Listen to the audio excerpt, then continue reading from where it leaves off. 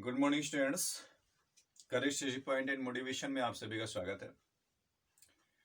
आज फिर हम आपके सामने उपस्थित हुए हैं एक नए टॉपिक को लेकर, जिसका नाम है न्यूक्लिक एसिड, जो कि बायोलॉजी का बड़ा ही इंपॉर्टेंट टॉपिक है और एग्जाम के अकॉर्डिंग भी बहुत ही इम्पोर्टेंट होता है। ये किसी भी कंपटीशन के लिए भी, मतलब जैसे नीट वगैरह मेडिकल के एग्जाम्स हुए, उनके लिए भी बहुत इम्पोर्टेंट है और ख़ास तौर से इंटर के लिए, इंटरमीडिएट की कक्षाओं के लिए तो बहुत ही महत्वपूर्ण है और साथ साथ ग्रेजुएशन में भी ये टॉपिक मिलेगा आपको। तो इसी टॉपिक पे हम डिस्कस करने वाले हैं, न्यूक्लिक एसिड पे। आइए देखते हैं न्यूक्लिक एसिड होता क्या है। तो देखिए, फर्स्ट ऑफ ऑल हम देखते हैं कि जो न्यूक्लिक एसिड हमारा है वो दो टाइप का है। यहाँ आप देख सकते हैं, एक तो है डीएनए, दूसरा है RNA. Means nucleic acid are of two types, DNA and RNA. तो डीएनए जो है वो ज्यादातर न्यूक्लियस में पाया जाता है। न्यूक्लियस में पाया जाने से हमारा मतलब है, जैसे आपने अगर सेल का डायग्राम बनाया होगा तो सेल के बीच में एक न्यूक्लियस रहता ही है। ऐसा ऐसा कुछ स्ट्रक्चर आप देखे होंगे, इसी को न्यूक्लियस बोलते हैं। और इसी न्यूक्लियस में पाया जाता है डीएनए। मतलब ये क्रोमेटिन होते हैं, इन्हीं क्रोमेटिन से लगा हुआ डीएनए मिलेगा। कुछ मात्रा में ये साइटोप्लाज्म में पाया जाता है, लेकिन साइटोप्लाज्म में ज्यादातर आरएनए पाया जाता है। तो देखिए दोस्तों, अब ये जो डीएनए है इसका full name deoxyribose nucleic acid या डीऑक्सीराइबो न्यूक्लिक एसिड कह सकते हैं, और आरएनए को हम राइबो न्यूक्लिक एसिड बोलते हैं। तो डीएनए को हम बोलते हैं डीऑक्सी राइबो न्यूक्लिक एसिड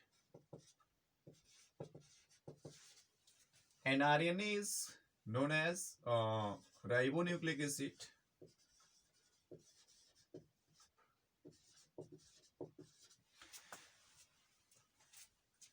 तो देखिए, अभी तक हमने बहुत ज्यादा नहीं आपको कुछ बताया। अभी तक हमने इतना ही डिस्कस किया कि nucleic acid are of two types, DNA and RNA.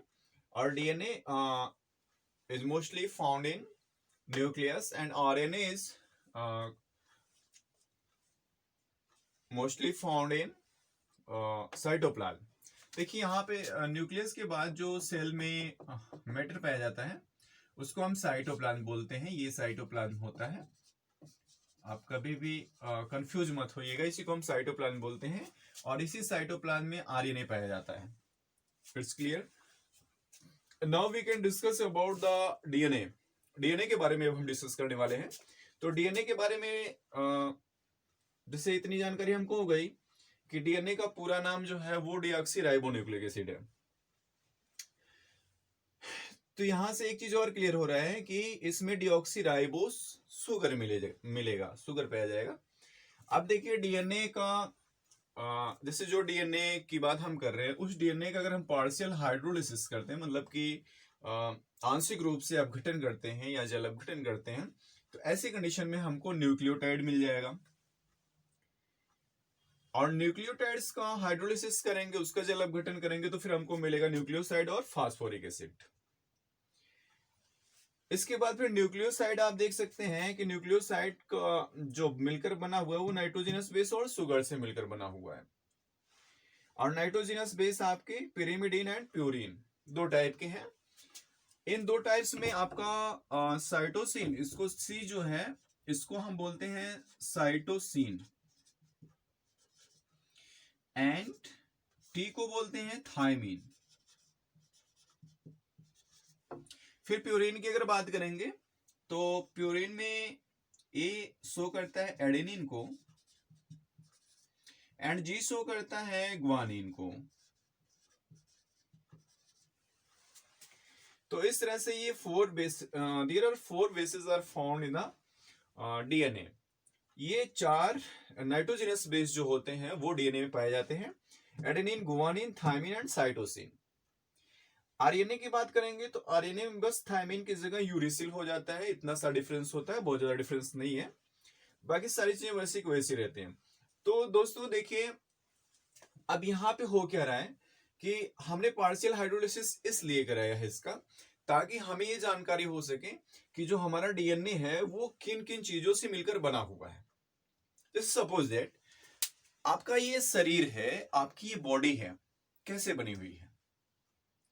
सबसे पहले हम एक सेल होते हैं, सेल से फिर टिश्यू बनता है, टिश्यू से फिर ऑर्गन बनते हैं, ऑर्गन से ऑर्गन सिस्टम बनता है, और फिर ऑर्गन सिस्टम से मिलकर एक पूरी ह्यूमन बॉडी का फॉर्मेशन होता है। सेम ऐसे ही अब देखिए जैसे डीएनए का फॉर्मेशन कैसे हुआ। पहले तो प्यूरिन पिरिमिडिन बेस आए और ये दोनों मिलकर नाइट्रोजनस बेस का वर्क किए। उसके बाद फिर इसके साथ शुगर कंपेयर हुआ, शुगर मतलब मिक्स्ड हुआ, और फिर शुगर और नाइट्रोजनस बेस जब मिल गया तो इसे हम न्यूक्लियोसाइड बोलने लगे। और इसी न्यूक्लियोसाइड के साथ जब हमने फास्फोरिक एसिड मिक्स कर दिया तो फिर ये फास्फोरिक एसिड और न्यूक्लियोसाइड मिलकर न्यूक्लियोटाइड का फॉर्मेशन किए, और फिर उसी न्यूक्लियोटाइड से डीएनए का फॉर्मेशन हुआ। मीन्स ये जो न्यूक्लियोटाइड है, देखिए अब यहां से हम क्लियर कह सकते हैं कि DNA is the polymer of nucleotides. DNA क्या होता है, न्यूक्लियोटाइड का पॉलीमर कहलाएगा। DNA is the polymer of nucleotide. DNA जो है वो न्यूक्लियोटाइड का पॉलीमर है। पॉलीमर मीन्स बहुलक। बहुलक मतलब जब बहुत से छोटे छोटे अणु मिलकर एक बड़े जब छोटे छोटे परमाणु या किसी कह सकते हैं किसी मैटर का छोटा छोटा पार्टिकल्स मिलकर एक बड़े अणु का निर्माण करता है, तो उसे हम उस बहुलक बोलते हैं, और उस प्रक्रिया को हम बहुलकीकरण बोलते हैं। जैसे आपने पॉलीमराइजेशन का प्रोसेस केमिस्ट्री में पढ़ा होगा, बस वही चीज है यहाँ पे। तो यहाँ पे हमने कह दिया कि DNA is the polymer of nucleotide. Nucleotides के पॉलीमर होते हैं डीएनए, मतलब बहुत से न्यूक्लियोटाइड जब आपस में जुड़ेंगे तो फिर डीएनए का फॉर्मेशन होगा। अगर हम कायदे से यहाँ देखें तो फिर यहाँ हम कह सकते हैं कि जो हमारा डीएनए बना है वो न्यूक्लियोटाइड से बना है। बट न्यूक्लियोटाइड किससे बना है, तो न्यूक्लियोटाइड हमारा न्यूक्लियोसाइड और फास्फोरिक एसिड से बना है। अब न्यूक्लियोसाइड किससे बना है, तो नाइट्रोजनस बेस एंड शुगर से बना है। Nitrogenous base, how many types of nitrogenous base, तो हम कह सकते हैं कि nitrogenous base are of two types, pyrimidine and purine. Then pyrimidine is cytosine and thymine and purine is adenine and guanine. अब देखिए जो डीएनए का फॉर्मेशन हुआ एक सिंपल वे में हम इसको समझते हैं। सपोज दैट डीएनए का फॉर्मेशन हुआ किससे हुआ, न्यूक्लियोटाइड से हुआ। ठीक, ये क्या है, पॉलीमर है, पॉलीमर है। और इस न्यूक्लियोटाइड का फॉर्मेशन कैसे हुआ, आप देख सकते हो न्यूक्लियोसाइड एंड फास्फोरिक एसिड से। तो ये न्यूक्लियोटाइड आपका न्यूक्लियोसाइड प्लस फास्फोरिक एसिड, इन दो चीजों से मिलकर बना। अब ये न्यूक्लियोसाइड में क्या क्या आते हैं आपके, या न्यूक्लियोसाइड किससे मिलकर बना हुआ है, ये चीज जब हम देखेंगे तो यहां देख लीजिए न्यूक्लियोसाइड जो आपका है वो नाइट्रोजनस बेस एंड शुगर से मिलकर बना हुआ है। Then nitrogenous base plus sugar plus phosphoric acid, या फास्फेट भी बोलते हैं इसको। तो नाइट्रोजनस बेस, शुगर और फास्फेट से मिलकर हमारे डीएनए का फॉर्मेशन हुआ। मतलब कि ये तीनों चीजें मिलेंगी तब डीएनए का निर्माण होगा, और ये तीनों चीजों को मिलाकर हम न्यूक्लियोटाइड बोल सकते हैं। और इसी न्यूक्लियोटाइड से डीएनए का फॉर्मेशन हुआ है after the process of polymerisation. चलिए थोड़ा और डीएनए के बारे में हम जानते हैं। तो देखिए डीएनए का फुल नेम तो आप जान ही गए, deoxy ribo nucleic acid. Nucleic acid क्यों बोलते हैं? Because it is found mostly, मतलब कि ज्यादा मात्रा में न्यूक्लियस में पाया जाता है, इसलिए हम इसको न्यूक्लिक एसिड बोलते हैं। और डीऑक्सीराइबो, मतलब कि इसमें डीऑक्सीराइबो शुगर पाया जाता है, इसलिए इसको डीऑक्सीराइबो बोलते हैं। देखिए इसकी जो डिस्कवरी हुई, ये फ्रेडरिक माइसर ने इसे डिस्कवर्ड किया इन द पस सेल, मतलब कि पस सेल में इन्होंने देखा,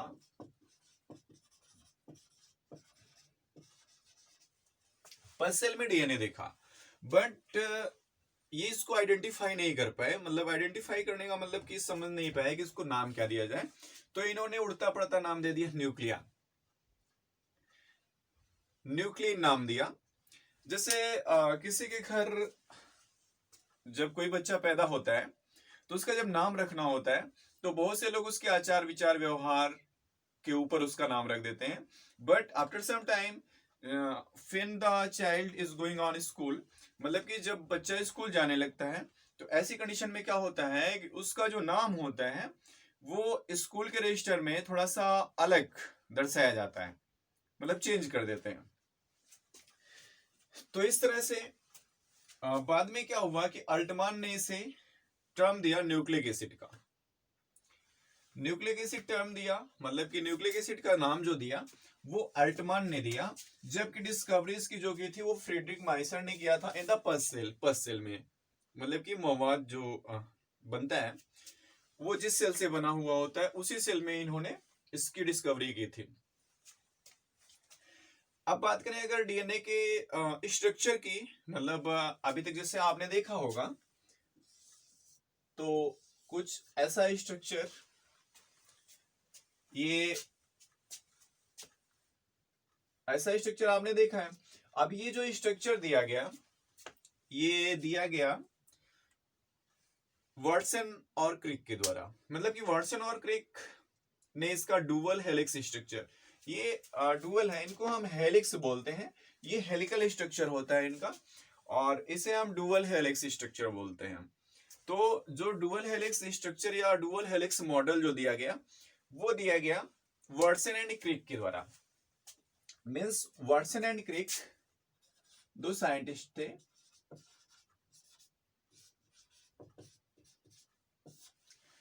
इनके द्वारा दिया गया इसका स्ट्रक्चर, मतलब डीएनए का डुअल हेलिक्स स्ट्रक्चर। बट कैसे दिया इन्होंने? इन्होंने सबसे पहले देखा था एक एक्सरे डिफ्रैक्शन, मतलब कि एक्स किरणों का विवर्तन कराया गया था, और उसके पश्चात जो एक्सरे फिल्म निकली थी डीएनए के स्ट्रक्चर की, उसी का मॉडल इन्होंने दिया था, बट इनका मॉडल जो था वो 3D था, 3D मॉडल दिया था इन्होंने। अच्छा, इसके लिए अब जैसे जो एक्सरे डिफ्रैक्शन कराया, मतलब कि एक्सरे से जिन्होंने इसका फिगर या डायग्राम लिया, उनका नाम था फ्रैंकलिन एंड विल्सन।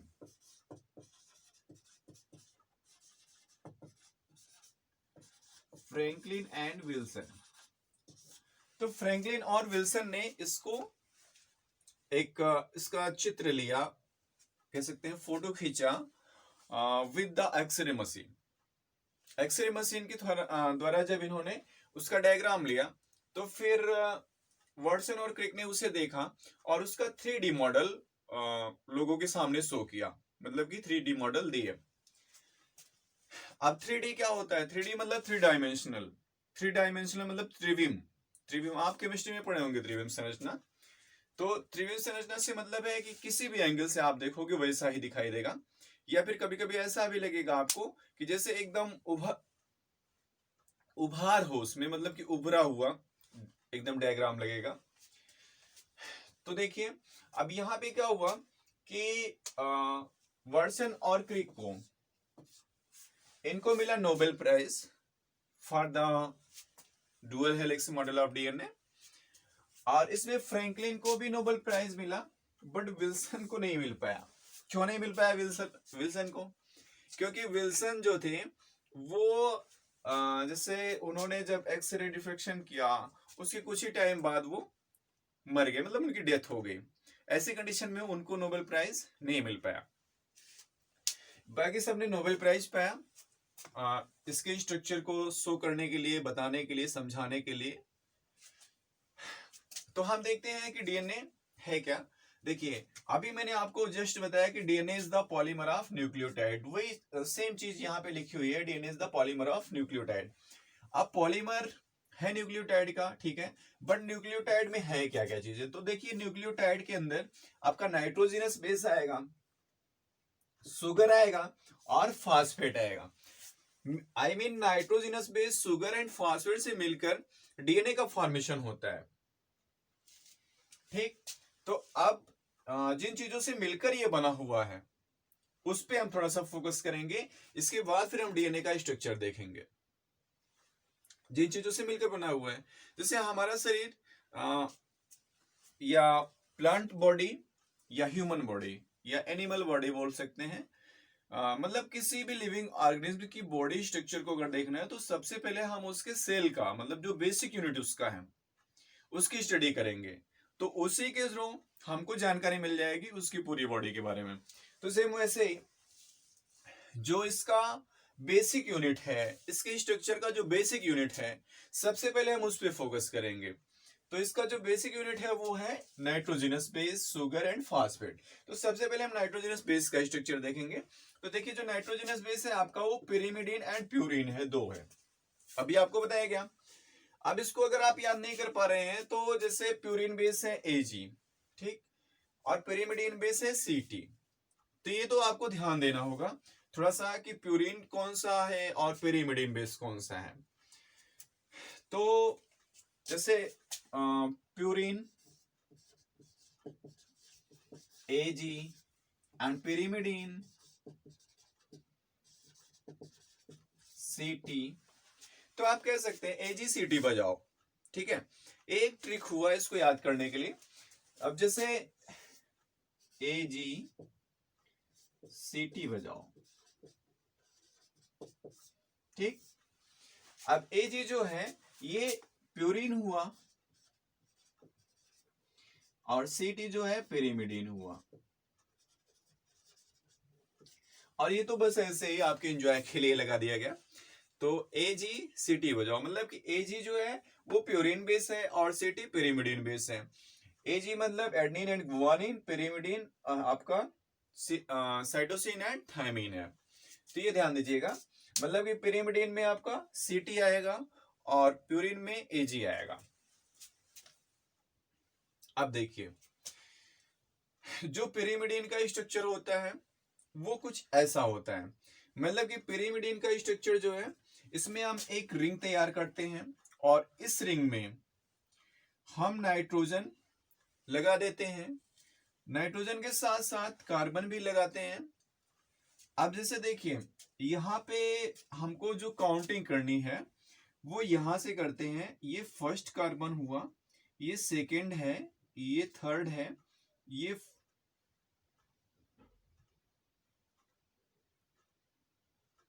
फोर्थ है, एक मिनट सॉरी,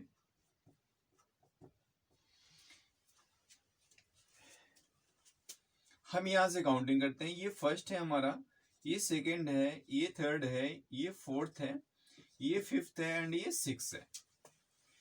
तो यहाँ पे ध्यान देने वाली बात ये है कि जो हमारा नाइट्रोजन लगता है वो फर्स्ट एंड थर्ड, मतलब कि पहले और तीसरे स्थान पे।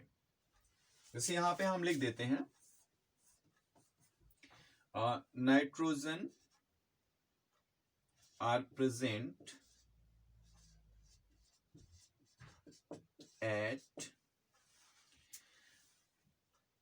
First and third position.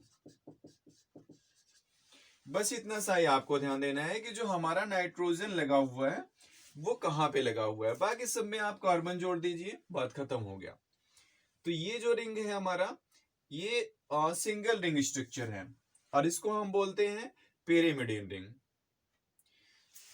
ये पिरिमिडीन रिंग बनाने के लिए कुछ भी नहीं करना है आपको, बस आंख बंद करके आपको क्या करना है कि बस एक रिंग बना लेनी है और रिंग बनाने के बाद फर्स्ट एंड थर्ड पोजीशन पे सबसे पहले आपको नाइट्रोजन प्रेजेंट कर देना है, ठीक।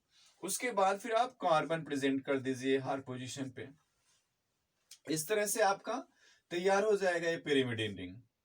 फिर डुअल बॉन्डिंग कर दीजिए एक एक के अल्टरनेट पे, और यहां पे आप हाइड्रोजन जोड़ सकते हैं। इस तरह से आपका पिरिमिडीन रिंग तैयार हो गया। अब देखिए प्यूरिन रिंग की बात करेंगे, तो प्यूरिन रिंग जो होता है ये डुअल रिंग स्ट्रक्चर होता है। डुअल रिंग स्ट्रक्चर मतलब कि इसका जो स्ट्रक्चर होता है इसमें दो रिंग की जरूरत पड़ती है, मतलब कि दो रिंग की सहायता से, जैसे फर्स्ट रिंग ये है एंड सेकंड रिंग ये है। अब यहां पे देखिए होगा क्या कि जो फर्स्ट रिंग है आपका वो सेम टू सेम इसी रिंग के समान है, और जो आपका सेकेंड रिंग है इसमें आपको देखना है कि यहां पे आपका नाइट्रोजन जुड़ जा रहा है। तो देखिए इसकी काउंटिंग कैसे करते हैं। अब यहां पे जैसे काउंटिंग किया गया था वैसा ही काउंटिंग रहेगा। फर्स्ट सेकेंड, जैसे यहां पे first, second, third, fourth, fifth, six, seven, 8 and 9। ये अब यहां पे भी बस इतना ही आपको ध्यान देना है कि जो हमारा नाइट्रोजन जुड़ा हुआ है वो किस किस पोजीशन पे जुड़ा हुआ है। जैसे यहां पे था पिरिमिडिन में, तो फर्स्ट एंड थर्ड पोजीशन पे हमारा नाइट्रोजन जुड़ा हुआ था, फर्स्ट एंड थर्ड पोजीशन पे। बट अगर हम प्यूरिन की बात करें तो यहां पे हम देख सकते हैं कि nitrogen are attached at first, third, seventh and ninth पोजीशन। मतलब कि फर्स्ट यहां पे आप देख सकते हैं first, third, seventh and ninth position पे आप नाइट्रोजन अटैच कर दीजिए, उसके बाद फिर आप कार्बन हर जगह जोड़ दीजिए, बात खत्म हो जाती है। तो अगर आपको प्यूरिन रिंग बनाना है तो देखिए प्यूरिन रिंग के लिए क्या करेंगे हम, ये जो हमने पिरिमिडिन रिंग बनाया उसी में एक रिंग और ऐड कर देते हैं। कैसे करते हैं हम बताते हैं आपको।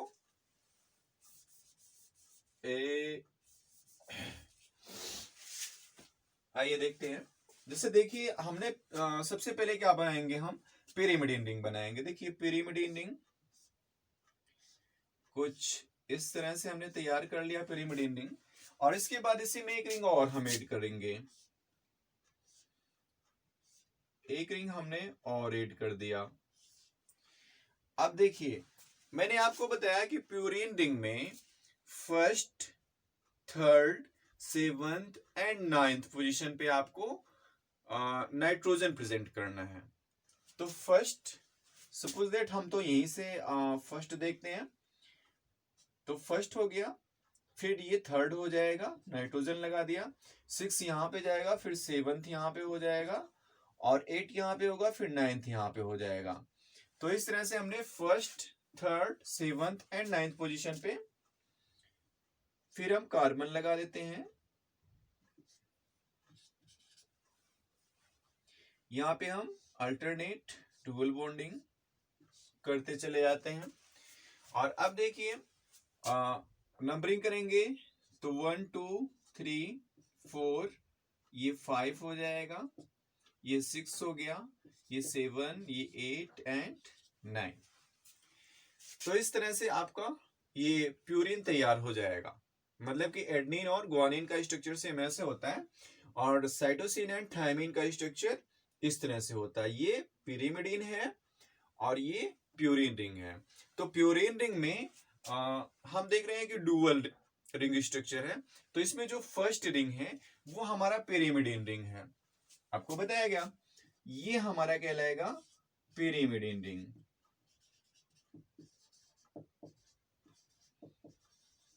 And other is the imidazole ring, इसको हम बोलते हैं इमिडाजोल रिंग। तो पिरिमिडिन रिंग और इमिडाजोल रिंग दोनों से मिलकर, मतलब दोनों जब आपस में एक साथ अटैच होते हैं तो ऐसी कंडीशन में बनता है प्यूरिन। तो प्यूरिन बनेगा, मतलब कि pyrimidine रिंग और इमिडाजोल रिंग जब दोनों आपस में जुड़ेंगे तो बनेगा प्यूरिन। प्यूरिन का फॉर्मेशन होगा। इसके बाद देखिए, जैसे हमने तो नाइट्रोजनस बेस जो है उसके बारे में हम जान गए। अब जो इसका सेकेंड टॉपिक है, सेकेंड पॉइंट है, वो है शुगर। शुगर के बारे में हमको जानना है। चलिए देखते हैं शुगर। देखिए जो इसमें शुगर होता है, मैंने आपको पहले भी बताया कि इसमें जो शुगर होता है उसका स्ट्रक्चर यही है। और ये शुगर जो होता है वो डीऑक्सीराइबोज शुगर होता है।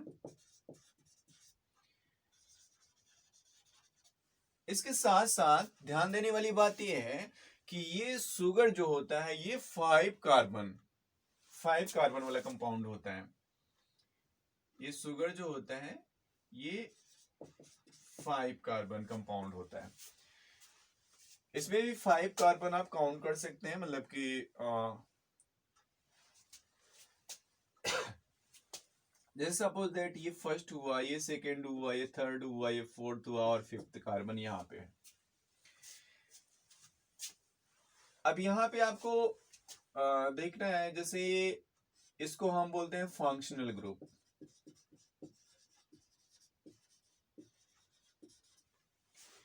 तो ये एक पेंटोज शुगर कहलाएगा। 5 कार्बन है इसलिए इसको हम पेंटोज शुगर बोलेंगे।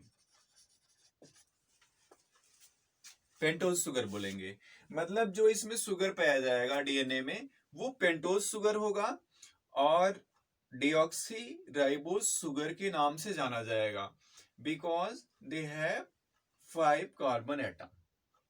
तो यहाँ पे 5 कार्बन है इसलिए हम इसको बोलेंगे पेंटोज शुगर। आगे देखिए, फास्फोरिक एसिड का स्ट्रक्चर अगर हम देखेंगे तो हमने इसमें क्या करा है, कुछ भी नहीं, बस फास्फेट को जो है मिडिल में रख के और उसके चारों ओर बॉन्डिंग कर दिया है OH का। जैसे देखिए इसमें हमने फास्फेट को मिडिल में रखा है, इसके बाद फिर OH लगा दिया और एक जगह हमने डुअल बॉन्डिंग कर दिया O का। बिकॉज इसका जो फार्मूला है मॉलिक्यूलर वो H3PO4 है, नाम है ऑर्थोफॉस्फोरिक एसिड। इसको हम फास्फेट भी बोलते हैं, मतलब कि nitrogenous base sugar and phosphate से मिलकर बना हुआ होता है। अभी हम बात करते हैं डीएनए के बारे में। तो डीएनए जो होता है वो पॉलीमर है न्यूक्लियोटाइड्स का। तो देखिए अब फिर हम और थोड़ा सा आगे बढ़ रहे हैं उससे। जैसे न्यूक्लियोटाइड जो है वो nitrogenous base sugar and phosphate से मिलकर बना हुआ होता है। इतना तो आप जानते ही हैं कि nitrogenous base sugar and phosphate से मिलकर डीएनए का फॉर्मेशन होता है। और इन्हीं नाइट्रोजनस बेस शुगर और फास्फेट को हम न्यूक्लियोटाइड बोलते हैं। ठीक, तो यहाँ पे हम देखेंगे कि नाइट्रोजनस बेस और शुगर के बीच में कौन सा बॉन्ड बनता है, मतलब किस बॉन्ड से ये आपस में एक दूसरे से जुड़े हुए होते हैं या बंधे हुए होते हैं। तो यहाँ पे नाइट्रोजनस बेस और शुगर जो बंधे होते हैं वो ग्लाइकोसाइडिक बॉन्ड से जुड़े हुए होते हैं, मतलब कि ग्लाइकोसाइडिक बॉन्ड से बंधे हुए होते हैं। एंड शुगर और फास्फेट जो जुड़े हुए होते हैं वो फास्फोडाइएस्टर बॉन्ड से जुड़े हुए होते हैं। कहने का मतलब शुगर और फास्फेट के बीच में फास्फोडाइएस्टर बॉन्ड बनेगा और शुगर और नाइट्रोजनस बेस के बीच में आपका बनेगा ग्लाइकोसाइडिक बॉन्ड। कहने का मतलब यह है कि शुगर से ही आपका नाइट्रोजनस बेस भी जुड़ेगा और फास्फेट भी जुड़ेगा। अब देखिए ध्यान देने वाली बात यहाँ पे यह है कि कुछ हमने नोट लिखा है यहाँ पे, nitrogenous base are always combined with the first carbon of sugar. Means nitrogenous base जो है वो हमेशा ही शुगर के फर्स्ट कार्बन से अटैच होंगे। शुगर के फर्स्ट कार्बन से कौन अटैच होगा, नाइट्रोजनस बेस। नाइट्रोजनस बेस कौन है आपके, adenine, guanine, thymine and cytosine in the case of DNA. जैसे देखिए जो पेंटोज, अब यहाँ पे पेंटोज शुगर रहता है ना, तो शुगर का स्ट्रक्चर जैसे हमने बनाया था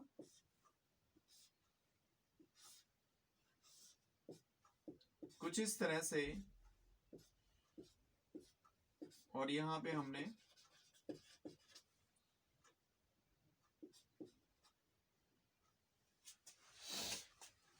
समझने के लिए आपके बता रहे हैं। जैसे सपोज दैट आपने यहां से नंबरिंग कर दिया 1 2 3 4 एंड 5। अब यहाँ पे देखिए कह रहा है कि N2 base are always combined with the first carbon of sugar. मतलब ये जो हमारा सुगर है इसका फर्स्ट कार्बन एटम यहाँ पे है, ठीक है। अब इसी फर्स्ट कार्बन से जुड़ेगा कौन, N2 base, nitrogenous base. Means चाहे एडेनिन जुड़ जाए, चाहे ग्वानिन जुड़ जाए, चाहे थायमिन जुड़ जाए, चाहे साइटोसिन जुड़ जाए, कोई भी जुड़ेगा तो इस सुगर के फर्स्ट कार्बन से अटैच होगा। बस इतना सा ध्यान देना है कि N2 base are always combined with the first carbon atom of sugar. Means जो हमारा नाइट्रोजनस बेस है वो हमेशा ही सुगर के फर्स्ट कार्बन से अटैच होगा। तो यहां पे सुगर के फर्स्ट कार्बन पे अटैच हुआ है हमारा एडेनिन, गुआनिन, थायमिन या साइटोसिन, जिसे हम नाइट्रोजनस बेस भी कहते हैं और बेस भी है। इसके बाद सेकेंड पॉइंट हमने नोट किया है कि pyrimidine are always combined with the first carbon of sugar with their third position. Pyrimidine जो होता है वो सुगर के साथ अटैच होगा। अब पिरिमिडिन और प्यूरिन मैंने आपको बताया था। पिरिमिडिन में कौन आएगा, साइटोसिन और थायमिन आएंगे। तो ये पिरिमिडिन जो अटैच होंगे वो first carbon of sugar, first carbon से तो अटैच होंगे लेकिन अपने थर्ड पोजीशन से अटैच होंगे। पिरिमिडिन जैसे पिरिमिडिन का जो third position, suppose that pyrimidine जैसे हमने बनाया था,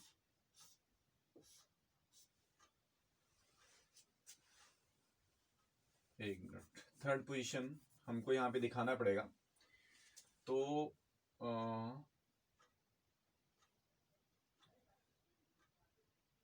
थर्ड पोजीशन हमारा यहां पे आएगा,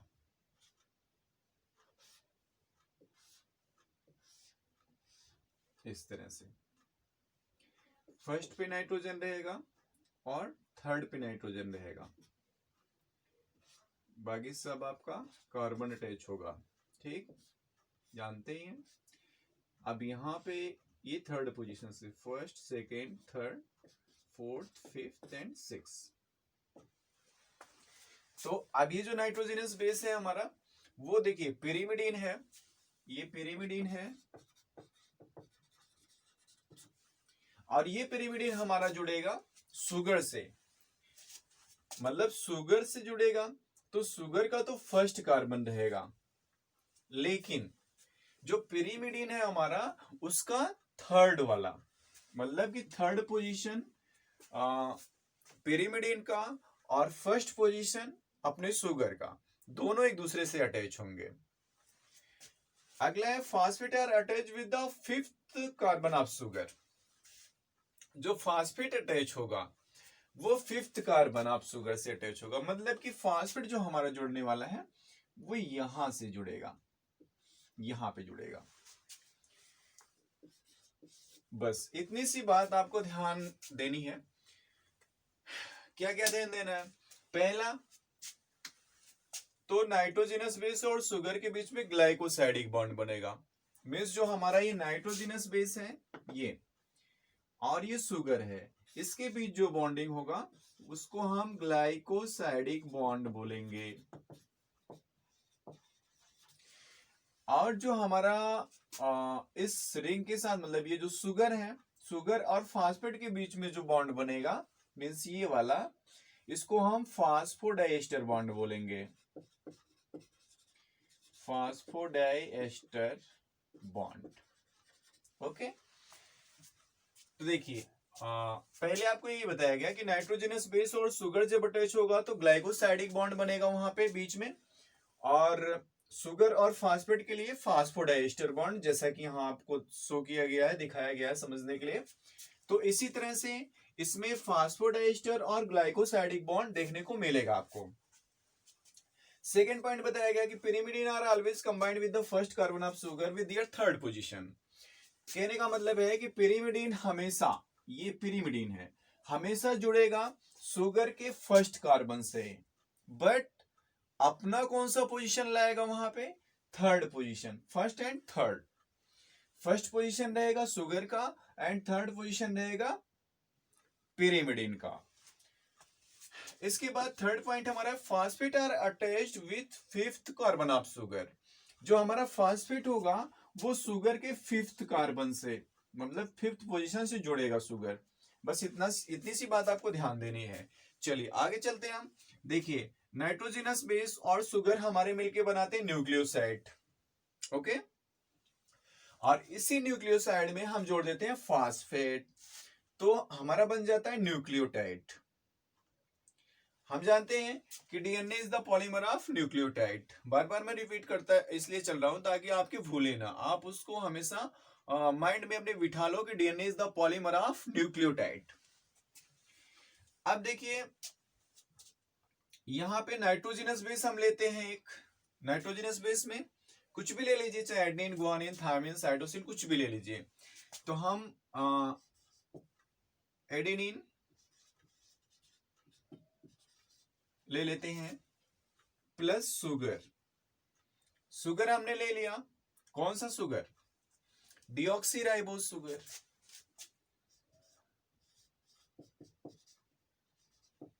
भाई इसमें तो डीएनए में तो यही सुगर रहेगा ना। तो हमने नाइट्रोजनस बेस ले लिया और सुगर ले लिया। अब ये दोनों मिलकर न्यूक्लियोसाइड बनाएंगे। कौन सा न्यूक्लियोसाइड बनाएंगे? Deoxy adenosine. Deoxy adenosine plus अब जो हमारा न्यूक्लियोसाइड बना, मतलब डीऑक्सी एडिनोसिन जो बना, उसी के साथ हम फास्फेट को अटैच करेंगे। Then we find the nucleotide. अब हमें न्यूक्लियोटाइड मिलेगा। तो अब इसको हम लिख सकते हैं न्यूक्लियोटाइड के रूप में डीऑक्सी एडिनोसिन। फास्फेट का एक मॉलिक्यूल है तो कह सकते हैं कि डीऑक्सी एडिनोसिन मोनोफास्फेट।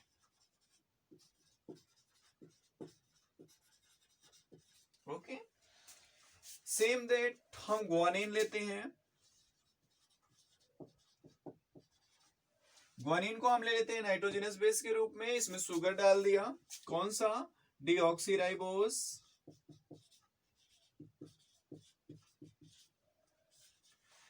और ये जो न्यूक्लियोसाइड का फॉर्मेशन करेंगे उस न्यूक्लियोसाइड का नाम क्या होगा? डीऑक्सीगुआनोसिन। डीऑक्सीगुआनोसिन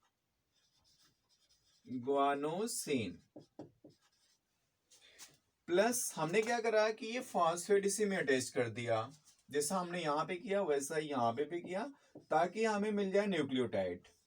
अब जो न्यूक्लियोटाइड बनेगा उसका क्या नाम होगा? देखिए मोनोफास्फेट सब में जुड़ेगा, क्योंकि यहाँ पे फास्फेट के सिंगल मॉलिक्यूल्स हैं इसलिए मोनो कहे जाएंगे। दो होते तो डाई बोले जाते और तीन होते तो ट्राई बोले जाते। सिंगल मॉलिक्यूल्स होने की वजह से हम इसे मोनोफास्फेट बोलेंगे। तो जो हमारा न्यूक्लियोटाइड है उसी में हम मोनोफास्फेट जोड़ते चले जाएंगे। अब जैसे यहां पे जोड़ते हैं डीऑक्सीगुआनोसिन मोनोफास्फेट हो जाएगा, डीऑक्सी गुआनोसिन मोनोफास्फेट। ओके, तो ये डीऑक्सी गुआनोसिन मोनोफास्फेट हो जाएगा। अब ये हो गया गुआनिन। इसके बाद हम थायमिन की अगर बात करें,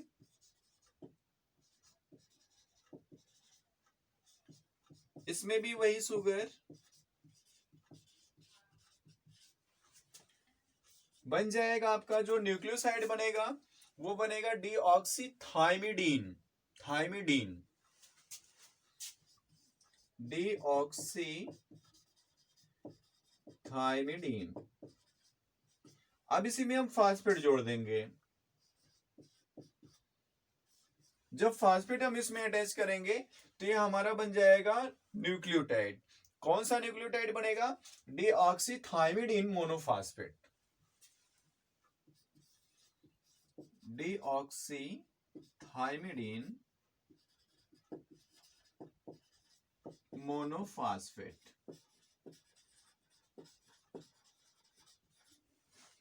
इसी तरह से अब साइटोसिन का भी हम जान लेते हैं।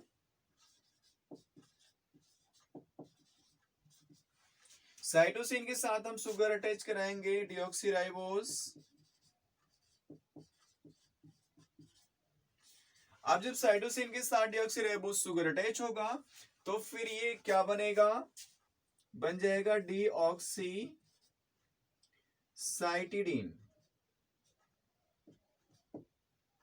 डीऑक्सीसाइटिडीन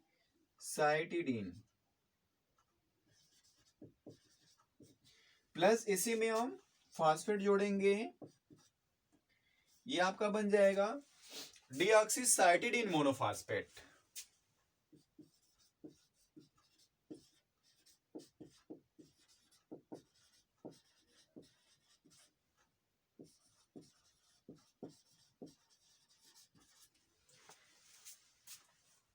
तो डियर फ्रेंड्स, इस तरह से हम न्यूक्लियोटाइड का फॉर्मेशन कैसे करते हैं ये भी हम जान गए, न्यूक्लियोटाइड बना किन चीजों से होता है ये भी जान गए, और न्यूक्लियोटाइड से क्या बनता है ये भी हम जान गए।